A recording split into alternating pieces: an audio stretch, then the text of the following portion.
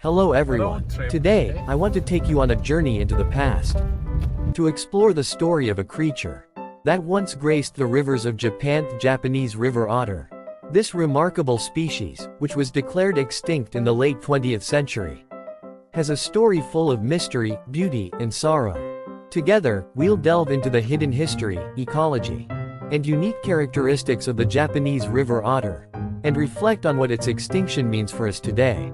The Japanese River Otter, or Lutra, Nippon, was once a familiar sight along the rivers and streams of Japan. These playful creatures, with their sleek bodies and agile movements, were a symbol of the pristine natural beauty that Japan is known for. They were not only admired for their charming appearances, but also revered as important indicators of a healthy river ecosystem. Beyond their ecological role, Japanese river otters held a special place in Japanese culture. They appeared in folklore, in stories, often depicted as clever and mischievous animals. Their presence in rivers was also seen as a good omen, a sign that the waters were clean and life was abundant. Yet, despite their significance, the otters quietly began to vanish. As Japan entered a period of rapid industrialization, the decline of the Japanese river otter was a slow and tragic process. As Japan's rivers became increasingly polluted, and their habitats were destroyed, the otters struggled to survive. By the 1970s, sightings had become rare, and by 2012, the species was officially declared extinct.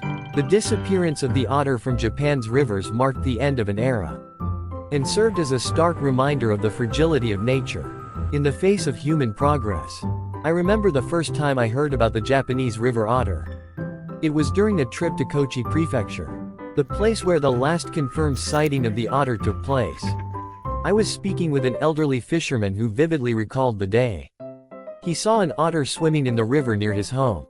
His eyes filled with emotion as he described the encounter, how the otter had seemed almost otherworldly, a living relic of a bygone time. The fisherman's story sparked my curiosity, and I began to research more about the otter's disappearance. What I discovered was a world that had vanished almost as quickly as the otter itself. The rivers that once teemed with life had been transformed by industry and development. Factories lined the riverbanks, pouring pollutants into the water, while cities expanded, encroaching on the natural habitats that had once been the otter's home. As I dug deeper into the history of the Japanese river otter, I learned about the immense challenges these animals faced as their world changed around them. Pollution was just one of many threats they also had to contend with: overfishing, which depleted their food sources, and habitat destruction, which left them with fewer places to live and breed. It was a struggle for survival that the otters ultimately could not win. One of the most haunting aspects of the otter's story is the way it faded into obscurity. The last confirmed sighting of a Japanese river otter was in 1979. But there were reports of unconfirmed sightings in the years that followed. These reports, though few and far between, gave some hope that the otter might still be out there, somewhere. But as time went on, the sightings became less frequent, and the hope of rediscovering the otter grew dim. Determined to learn more, I decided to visit some of the rivers where the Japanese river otter had once lived.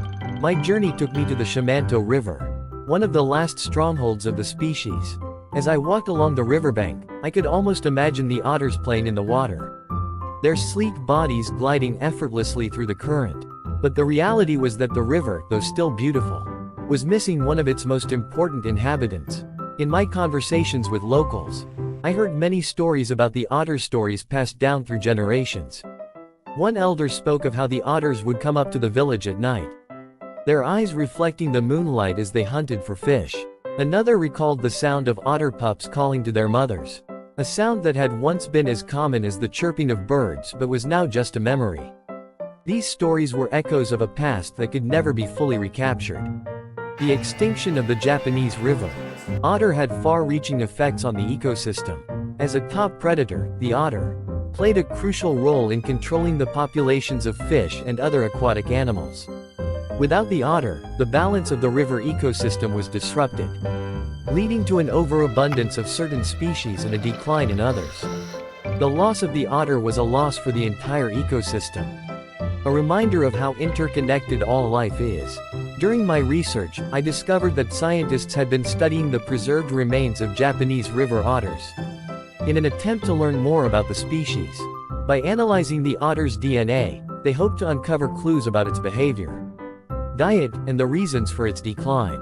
These studies were not just about understanding the past, they were also about learning how to prevent similar extinctions in the future. The lessons learned from the otter's disappearance could help save other endangered species from the same fate. As I delved deeper into the story of the Japanese river otter, I began to explore its place in Japanese folklore. The otter was often portrayed as a clever and mischievous creature, capable of outsmarting humans and other animals alike. In some stories, the otter was even said to possess magical powers, able to transform into a human or create illusions. These tales, though rooted in fiction, reflected the deep connection that the Japanese people had with the natural world. The otter's extinction has made it a symbol of the fragility of nature. In a country that prides itself on its natural beauty, the loss of such a charismatic species was a wake-up call. It highlighted the need for greater efforts to protect Japan's wildlife and preserve the habitats that are essential to their survival. The story of the Japanese river otter has become a powerful reminder of what can happen when we take nature for granted. In the years since the otter's extinction, Japan has made significant strides in conservation. Protected areas have been established, pollution controls have been tightened, and efforts are being made to restore damaged ecosystems. These measures are designed not only to protect the species that remain, but also to honor the memory of those, like the Japanese river otter, that have been lost. The lessons learned from the otter's extinction are helping to shape a new era of environmental stewardship in Japan. Though the Japanese river otter is gone, its legacy lives on. It serves as a reminder of the beauty and diversity of Japan's natural world, and of the need to protect it for future generations. The otter's story is a cautionary tale, but it is also one of hope that by learning from the past, we can build a better future for the species that still share our planet.